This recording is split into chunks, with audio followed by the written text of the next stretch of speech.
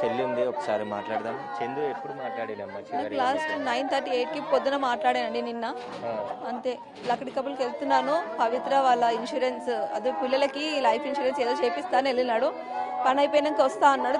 రా అన్న తినడానికి అన్న. మళ్ళీ కాల్ చేస్తే లిఫ్ట్ చేయలేదండి. ఇక ఫ్రెండ్స్కి అందరికీ చెప్పి పంపించినాము. ఇంకా లాస్ట్కి ఒకసారి మణికొండలో ట్రై చేద్దాం, అక్కడ ఉంటాడేమో అనుకున్నాము. మణికొండలో చూస్తే వరకు ఉన్నాడు. లోపల నుంచి గొల్లం పెట్టుకున్నాడు, డోర్ తీయట్లేదంట. అయితే డోర్ అలా కొట్టేసి లోపలికి వెళ్ళేసరికి సూసైడ్ చేసేసుకున్నాడు. నేను ఎప్పుడు చేసుకున్నాడో మేము పిల్లలు వెళ్ళేసరికి 5 అయింది. మళ్ళీ ఇక్కడ మాకు కాల్ చేసేసరికి 7 అయిపోయింది.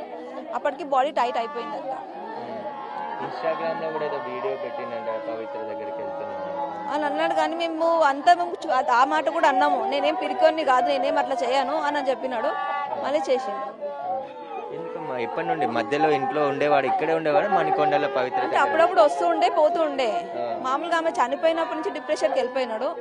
ఇక అంతే. హాస్పిటల్కి రమ్మంటే రాలేదు, మేము మాతో మాట్లాడలేదు, ఫేస్ టు ఫేస్ అస్సలు రాలేదు మాకు. అంతే. డిప్రెషన్కి వెళ్ళిపోయినాడు, ఆమె దగ్గరికి వెళ్ళిపోయినాడు. అంటే మీతో మాట్లాడే సమయంలో ఏమైనా డౌట్ వచ్చింది ఇట్లా ఇదైతే? డౌట్ నాకు రాలేదండి. పాపం వాళ్ళు చనిపోయింది కదా, వాళ్ళు చేపిస్తున్నాడేమో ఇన్సూరెన్స్ అని అనుకున్నాం. నేను కూడా పని అయిపోయినాక వస్తా అమ్మా తినడానికి వస్తా అని చెప్పినాడు.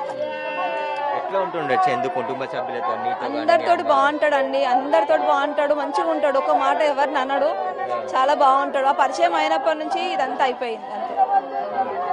ఎంతమంది పిల్లలు ఏం చదువుతున్నారమ్మా చందు పిల్లలు? చందు పిల్లలు అయినా పాప ఒక ఆమె ఇప్పుడు 2nd వెళ్తుంది, బాబు LKG UKG వెళ్తాడు. చిన్న పిల్లలు, 2 పిల్లలు. మీతో మాట్లాడే వాళ్ళ?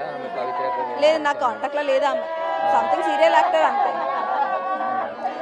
యాక్టింగ్ కాకుండా ఇంకా వేరే బిజినెస్ చేసేవాడు చందు? ఆయన ముందు రియల్ ఎస్టేట్ అది ఏమంటారు సాఫ్ట్వేర్ లో చేసేవాడు. ఆయన ఫుట్బాల్ ప్లేయర్. ఆయనకు మంచి లైఫ్ ఉండే, మొత్తం స్పాయిల్ చేసుకున్నాడు. మంచి సీరియల్స్ వస్తున్నాయి, స్పాయిల్ చేసుకున్నాడు.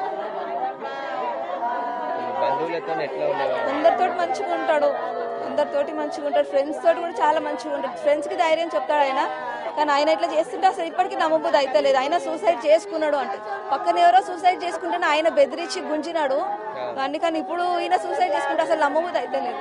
చాలా ధైర్యం ఉంటది, కానీ అది ఏమో దేవుడు అట్లా చేస్తున్నాడు అనుకుంటా మాకు.